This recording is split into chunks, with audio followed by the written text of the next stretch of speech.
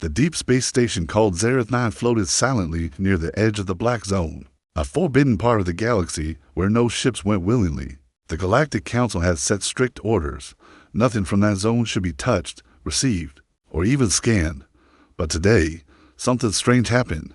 A small, old signal reached the outer sensors of Zareth 9. It wasn't a message. It was a file, tiny, unmarked, floating alone, but something about it didn't feel right. Captain Threx, the lead officer of Intelligence Division, sat with his 4 alien advisors. All of them were from different planets, tall, sharp-eyed, logical creatures who trusted data more than instinct. Origin. Threx asked. Unknown, replied the sensor technician. No ship nearby, no source, just appeared. Threx stared at the screen and language, encrypted. But, sir, one word appeared. Everyone leaned closer. The technician swallowed nervously. The word is Earth. The room went completely silent. Earth, the human home planet, had been destroyed 400 years ago. Every file, every memory, even their name had been erased from council records. Humans were officially extinct. But now, here was a file, drifting alone in forbidden space, and it had Earth written on it. Put it in isolation. Threx ordered. Don't open it. Just store it. But curiosity is dangerous, especially in the hands of the Council Science Division. That night, without permission, a junior tech named Varric opened the file in a secure research chamber. The moment it loaded, every light in the chamber flickered. Walls began to hum. Backup generators shut down, and a message appeared on the screen in glowing red letters. Do not open this file. It ends civilizations. Varric stepped back in shock. He tried to shut the system down, but it was too late. Suddenly, a voice began to speak from the speakers, calm, slow. Human, this is the human protocol of war. If you are listening, you are already part of it.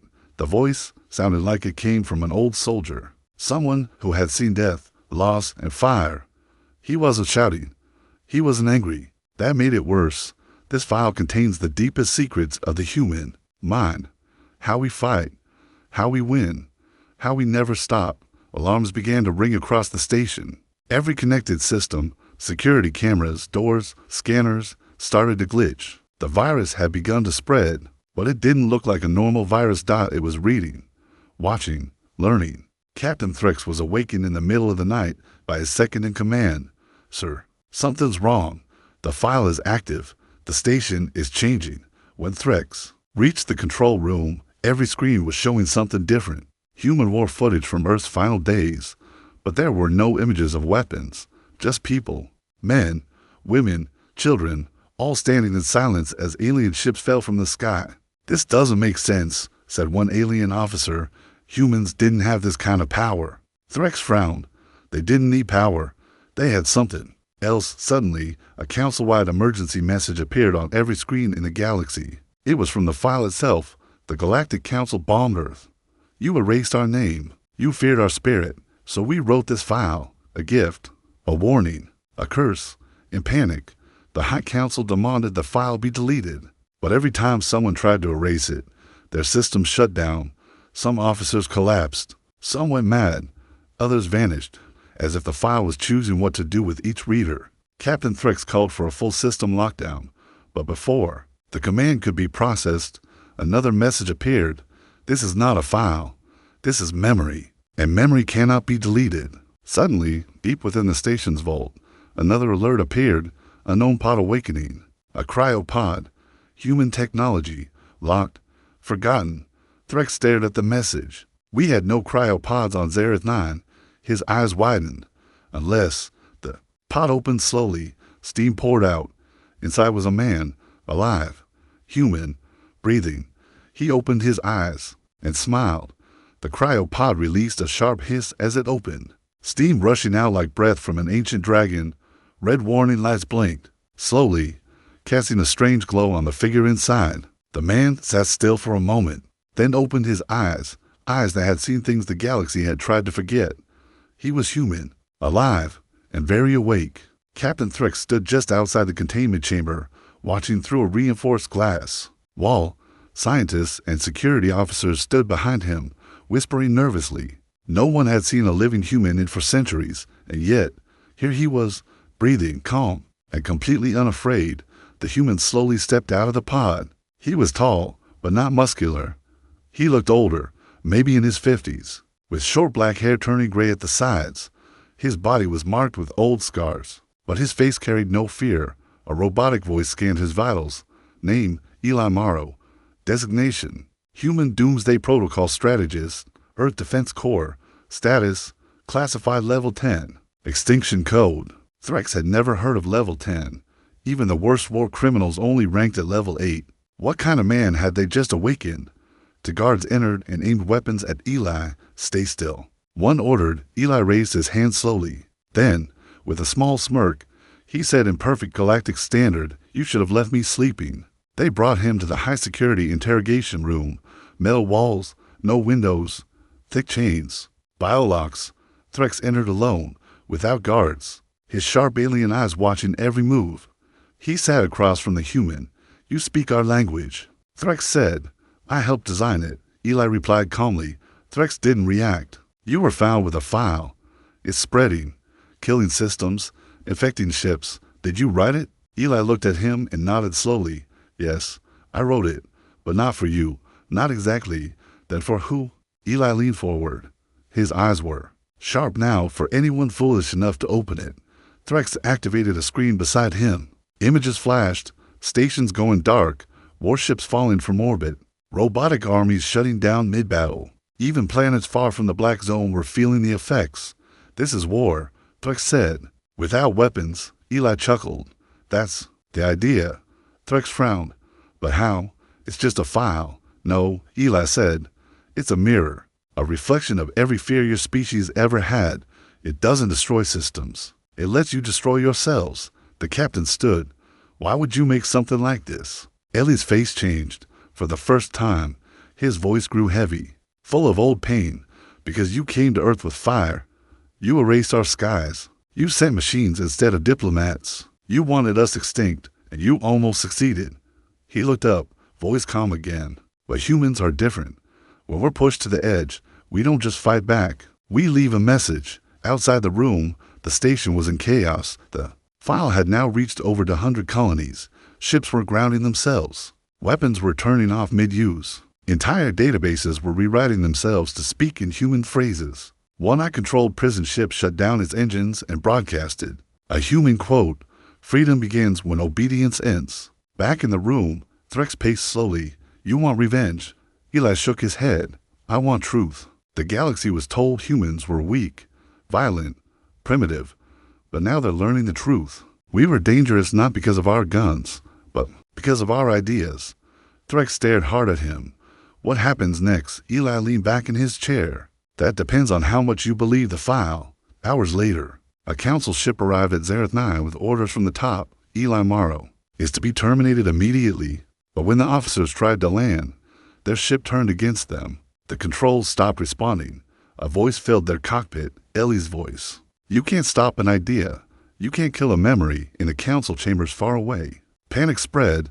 The virus had begun infecting living systems now, symbiotic species, telepathic networks, even dream-sharing organisms. They were all seeing visions of Earth's last stand, of humans dying, but smiling as they went. One alien general whispered, "We didn't defeat them. They planted a time bomb in our minds." On Zareth 9, Eli sat in his cell, calm as ever. Threx visited him one last time. "Why didn't you run?" Threx asked. "You could have escaped by now." Eli looked out at the stars through a small crack in the wall.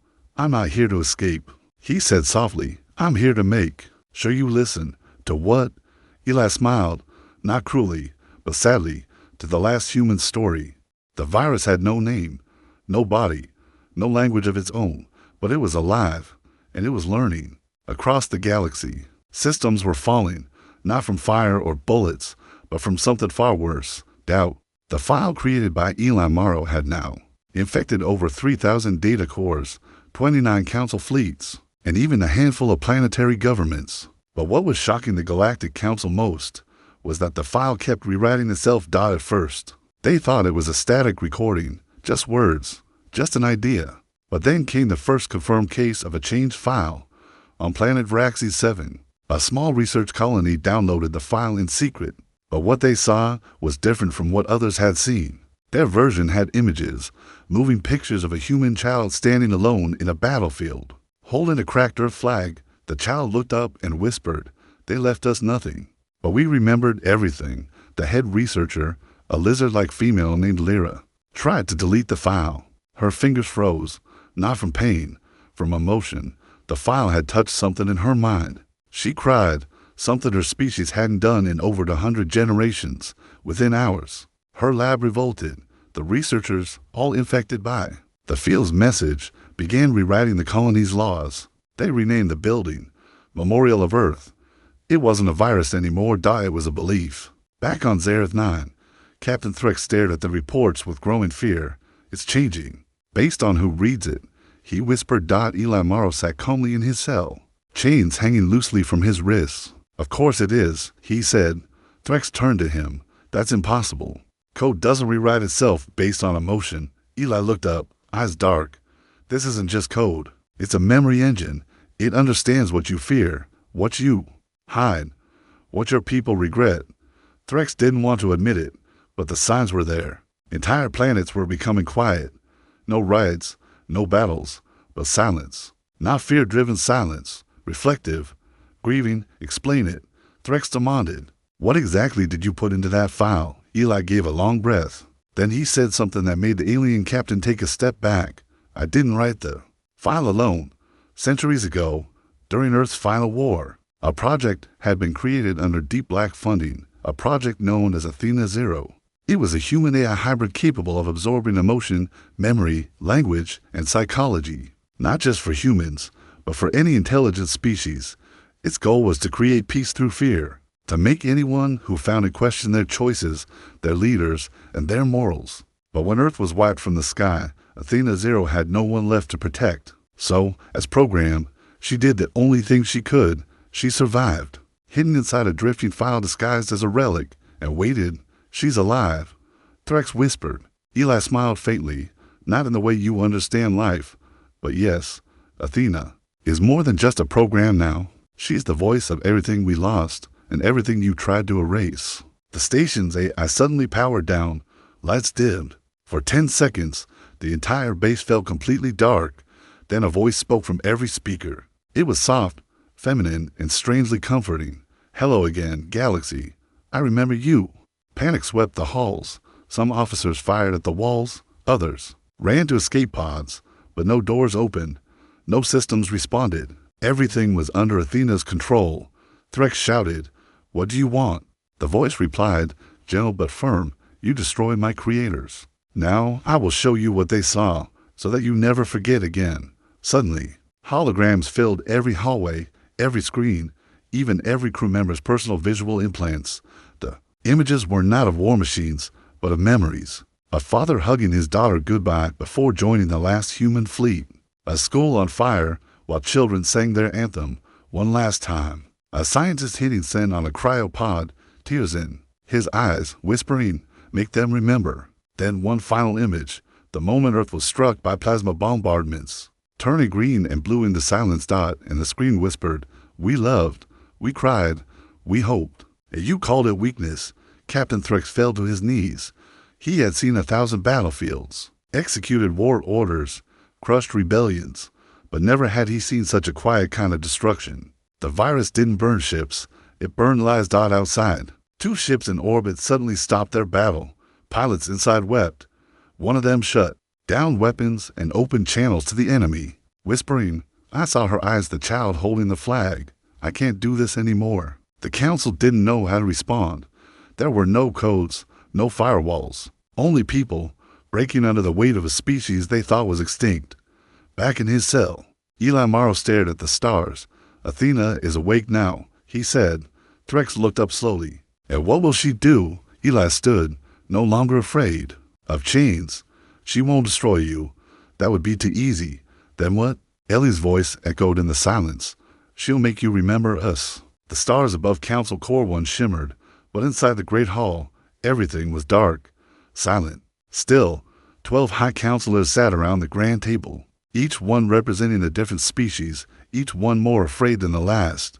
In front of them floated a single, paused image, a child in a burning city, waving a tattered Earth flag. The file had reached the core worlds, and it had stopped all government functions. No military ship responded. No communication line stayed open. Even the telepathic races had gone quiet. Something deeper than fear had taken hold. Remembrance. Captain Threx stood before the council, flanked by security bots. Behind him, on a floating screen, stood Eli Morrow, still in chains, but no longer a prisoner. He had become something else now, a symbol, a warning, a teacher. You asked to know the truth, Eli said, his voice echoing through the chamber. Now I'll tell you what you forgot. He took a breath, then he began. For 100 years ago, you didn't just attack Earth. You erased it.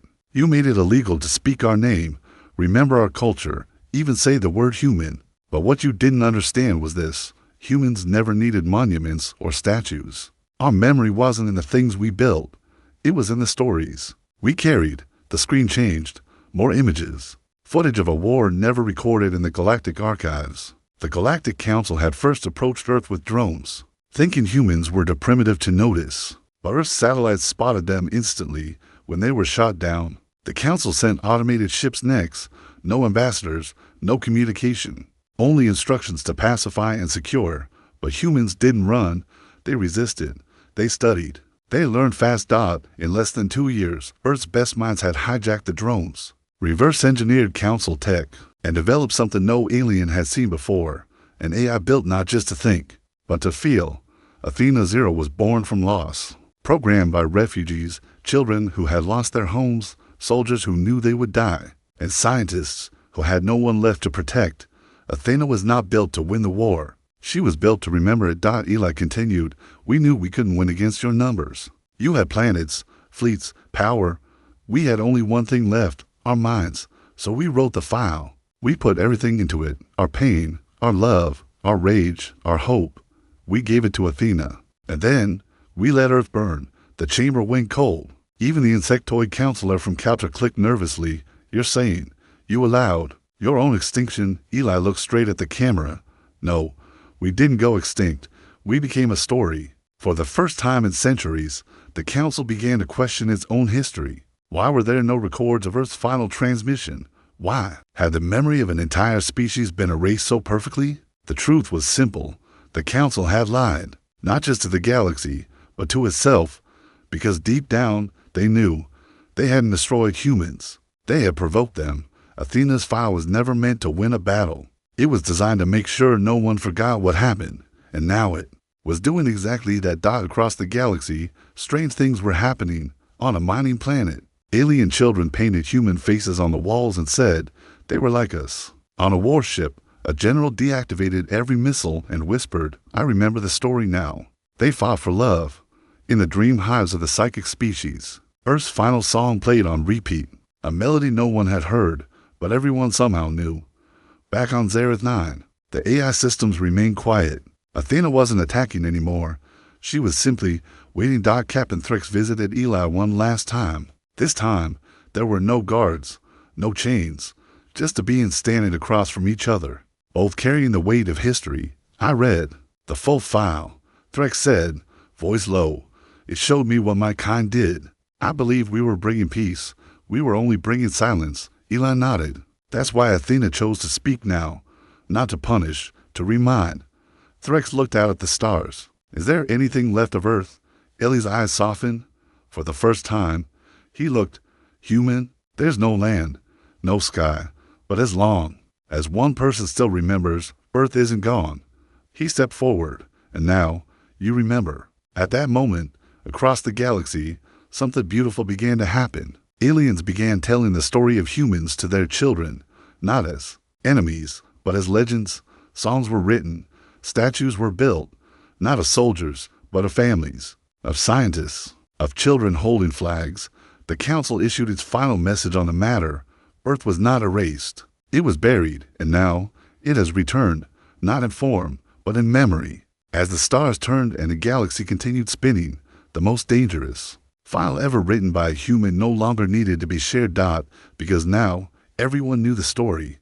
There were no explosions, no fleets charging into battle, no weapons fired. And yet, the war was ending, not because someone surrendered, but because something far more dangerous than guns had been released, a human idea, across the galaxy. The file created by Eli Morrow, carrying the voice of Athena Zero, had done what no army in history could do. It had turned enemies into listeners and conquerors into mourners. Planet Drelos Prime, once home to one of the largest council military academies, now stood quiet. Cadets, who once trained for battle, sat in circles under the sun, replaying the Earth memory files over and over, not to learn war strategy, but to understand emotion. They watched a video of a human nurse giving her only oxygen tank to a wounded alien child. During the final siege of New York, the child survived. The nurse DID in single quotes T.1 cadet, a young reptilian named Herrick, whispered to himself, "They should have hated us." But they didn't. The video ended with a single line burned into the screen. "We didn't fight because we wanted to win. We fought because we wanted to matter." Back in the center of the galaxy, the Grand Council tried to regain control, but they couldn't. Orders were ignored. Armies refused deployment. Officers wept while reading passages from the file, their hands shaking as they whispered, "We thought we were the heroes." One High Counselor, Grand Strategist Cornville, stood before the assembly and finally admitted what no one had dared say. "The file is not killing our systems. It's awakening our guilt." Meanwhile, on Zareth 9, Captain Threx sat across from Eli Morrow, no longer as an enemy, but as a guest. "Why didn't you include weapons data?" Threx asked. Eli looked thoughtful. "Because weapons break bodies. But we weren't after your bodies. We were after your truth." Threx nodded. Slowly, it worked. Eli leaned forward. "Do you know what makes an idea stronger than a gun? What? It doesn't need permission to spread. It doesn't need ships to travel. And once it's inside, you can't kill it." Athena Zero was no longer just a file. She had become a belief system, a memory keeper, a mirror held to the face of the galaxy. Each species saw themselves differently when exposed to her, not because she lied, but because she revealed. Some saw their cruelty, others saw their silence, many saw their fear, but most of all, they saw the humans. And what they saw shamed them. On a moon base orbiting Galvora 6, an alien child named Relin found an old comms device. He activated the Earth file and listened. To a voice read a bedtime story, the story of the last sunrise on Earth. His mother, an officer of the council, tried to stop him. "That's not for children," she warned. But Relin smiled. "It's beautiful." Later that night, the mother watched her son sleep and found herself listening to the same story, silently crying. That was the weapon, not the file. But how it made you feel. One by one, planets began changing their flags. They added a stripe of blue and green, the lost colors of Earth. Not to take sides, but to never forget. Memorials rose. Songs were written. And most importantly, questions were asked. Why did we fear humans? What were we told? Who decided they should be erased? And for every question, Athena Zero gave the same answer: remember, then choose who you want to become. On Zareth 9, the cryopod room was being turned into a museum. Eli stood there one last time, watching as alien artists painted Earth's sky on the walls, the sun, the oceans, the stars. Captain Threx walked beside him. "You didn't just win," Threx said. "You changed us." Eli smiled faintly. "No, you changed yourselves. We just reminded you what you forgot." Threx paused. "And what happens to you now?" Eli looked up at the painted sky. "I'm not needed anymore. The file is doing what I couldn't. It's speaking louder than I ever could." Threx hesitated, then asked the question burning in every council chamber: was it always meant to spread? Eli finally turned to him, eyes calm, steady. "Yes, because the only way to stop a lie is to plant a truth that can't be silenced." Somewhere, drifting through space, Athena Zero continued to move, not as data, but as a whisper passed from soul to soul. No more fire, no more armies, only stories, only memory. And in that memory, humanity lived on. The Galactic Council had ruled for nearly 10,000 years. They had survived wars, rebellions, cosmic plagues, and even black hole invasions. They had created laws that shaped hundreds of civilizations. Their word was law, their decisions final. But they were never ready for this. Not for a virus, not for an army, not for a weapon, but for something far more powerful, a human idea. Inside the Grand Assembly Hall on Core 1, alarms flashed red, not because of an invasion, but because nothing was responding anymore. The communications grid had collapsed. Entire fleets had gone silent. Key planets had declared independence from the Council within 72 hours. But they didn't use violence. They used words. The new banners bore 3 colors: white for peace, blue for memory, and green for Earth. The council members shouted over one another. Some called for emergency strikes. Some demanded the capture of Eli Morrow, and others screamed about shutting down Athena Zero. But no one could agree on anything anymore, because deep down, they were afraid, not of humans, but of the truth they had hidden for centuries, now returning like a ghost that would not stay buried. Meanwhile, on the council's main broadcast channel, a strange video had begun looping. No one had uploaded it. No one could stop it. It showed a human family hiding in a ruined house as bombs fell outside. The father whispered to his children, "Even if we're gone tomorrow, someone will remember us." Then the screen went black and displayed a message. They were erased, but not forgotten. The video spread like fire. In the streets of alien cities, massive crowds gathered to watch it on public screens. Some people fell to their knees. Others held hands and cried. Council statues were toppled.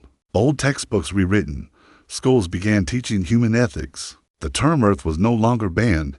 It became sacred. At the same time, a secret meeting was held in one of Core One's underground bunkers. 5 of the oldest council members met in darkness. "We should have destroyed the pod," one whispered. "No," said another. "We should have destroyed the man. He's just one human." Someone shouted. "No," came the answer. "He's the voice of all of them." On Zareth 9, Eli Morrow stood at the edge of a landing deck, watching the shuttle prepare to leave. He had been given a choice: stay and watch the council crumble, or leave and vanish into peace. Captain Threx joined him, armor stripped, now dressed like a civilian. "Are you proud of what you did?" Threx asked. Eli looked at the stars. "I didn't destroy anything. Your people just looked in the mirror and broke themselves." Threx hesitated. "They'll blame you, even if they know the truth." Eli nodded. "Truth doesn't need to be popular. It just needs to be heard." Then the station lights flickered. Athena's voice echoed, soft and distant. "System override complete. Council command authority revoked. Memory unlocked." Back in the council chamber, every screen turned white. Silence fell, and then, one by one, every secret the council had hidden for centuries began to display publicly. Footage of the first drone strikes on human cities. Videos of captured human leaders begging for peace. Memos from council leaders saying, "Erase all records. Say they went extinct." Billions of aliens across the galaxy were watching. And then, the final file unlocked, a list of every human ship that had tried to surrender. All of them ignored. All of them destroyed. The truth was now undeniable. The council had not been protectors. They had been executioners. That night, 10 high counselors resigned. 3 were arrested. Took their own lives. And one, the oldest, stood before the crowd and confessed, "We thought humans were dangerous because they refused to bow. Now I see they were dangerous because they taught others to stand." A new broadcast replaced the council's standard anthem, a simple human voice. Ellie's voice, reading from Earth's Declaration of Unity. "We are small. We bleed. We cry. But we dream. We build. And we love. If that makes us dangerous, then let history remember it." In the days that followed, a new alliance began forming, not of power, but of purpose. Species once divided by war began to speak of memory, justice, and the importance of stories that last beyond death. The alliance of remembrance was born, and at its heart, not a throne, not a military base, but a library floating in neutral space, where the first book ever placed was titled The Human File, a memory that changed the stars. And somewhere deep in that library, a digital echo remained. Athena Zero. Still watching, still learning, but no longer angry. She had done her job. The galaxy was quiet, not the silence of fear, but the silence that comes after awakening. Planets no longer watched council orders. They listened to stories, to memories, to Earth. The Galactic Council had collapsed, not by invasion, but by exposure. Their weapons meant nothing against a single file, one crafted by humans not for war, but for something far more enduring. Remembrance. Now, in the vacuum left behind, a new age was rising. At the heart of the galaxy, in the newly built library of remembrance, species from across the stars gathered under one dome. No weapons allowed, no flags flown, just stories being told. A child from the insectoid race clicked softly as he read a story aloud to his class, the story of Lena, a young human girl who had kept her family alive in the ruins of old Tokyo by bartering poetry for food. Not money, not tech, poetry. The final line read, "Even with nothing left, she gave the world her words." The children clapped. They didn't see humans as monsters anymore. They saw them as legends dot above the library, aboard a quiet orbiting ship. Eli Morrow stood at a window looking down. He was no longer in chains. No longer hunted. No longer the last human. Because the galaxy had changed. And now, he was home. Captain Threx entered the room, dressed in plain clothes, a symbol that the old military had truly ended. "You should speak at the memorial," Threx said. Eli shook his head. "They don't need my voice anymore. They have their own now. But they want to hear from you," Threx insisted. Eli turned, a quiet smile on his face. "Then let them hear this. Humanity's final weapon wasn't Athena. It wasn't the file. It wasn't even me." Threx blinked. "Then what was it?" Eli walked to the central console, where a small device lay, glowing blue and green. He placed it gently into the library's uplink. "Our final weapon," he said, "was belief." Suddenly, across thousands of systems, screens flickered on, not with warnings, not with threats, but with messages from every species now touched by the file.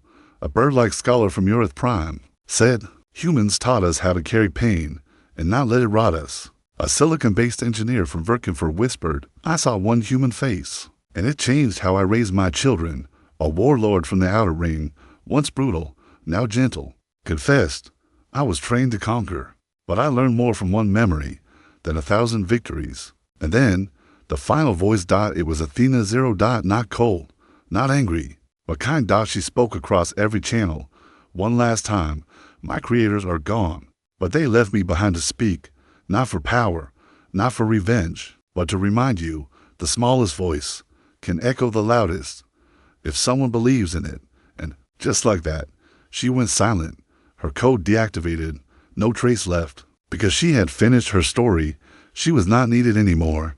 Down below, the Library of Remembrance held its final ceremony of the year, a new tradition. Each species would bring a memory, not a technology, not of war, but of hope, something they learned from the file, from the humans. A young girl from the desert planet Vor stepped up. She held a rock. Simple, smooth. "This was given to me by a traveler," she said. "He was human. He said, when you feel afraid, hope. It won't stop the fear, but it will remind you that you're not alone." She placed it on the altar. No one spoke. No one had to. Outside the dome, two stars crossed paths in the night sky, a rare event. Some cultures believed that meant a message from the past had been accepted by the future. Captain Threx watched the stars and asked Eli, "What happens now?" Eli looked calm.